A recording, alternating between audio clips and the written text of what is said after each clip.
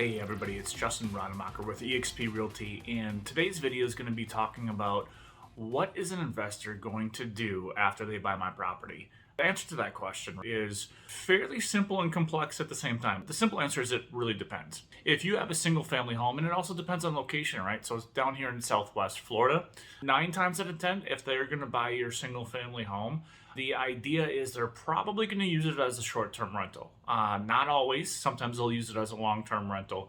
But 9 times out of 10, what they'll do is they'll buy the property, and their intent is to rent it out to vacationers via VRBO, Airbnb, right?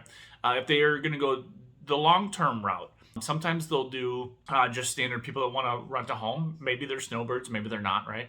The other option, too, with a single-family home is they'll end up wanting to potentially use it as a short-term rental for like traveling nurses or traveling doctors, just traveling professionals in general, depending on location. You know, if you're close to like a hospital, then they're going to want to use that for, you know, a 30, 60, maybe a 90-day stay, depending on what that contract for that particular individual states, right?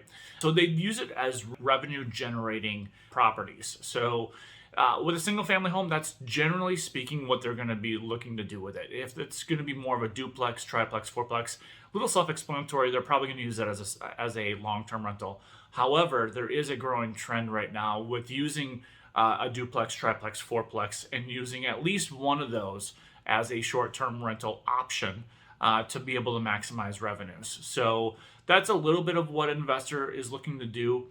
Sometimes also investors are just really interested in being able to help people find affordable housing, right? So sometimes if it's a duplex, triplex, fourplex, they'll go down that Section 8 route and they'll try to work with the government to provide affordable housing for those who otherwise may not be able to afford it. So some investors definitely want to go down that route as well. So that's a little bit in terms of what an investor is looking to do, depending on what type of property they're going to buy. And so if you have any other questions regarding short-term rentals, investors, their intent, if you have any other questions about just investments in general, feel free to reach out to me at 320-237-4353, or you can actually email me at justin@eliteadvantageteam.com.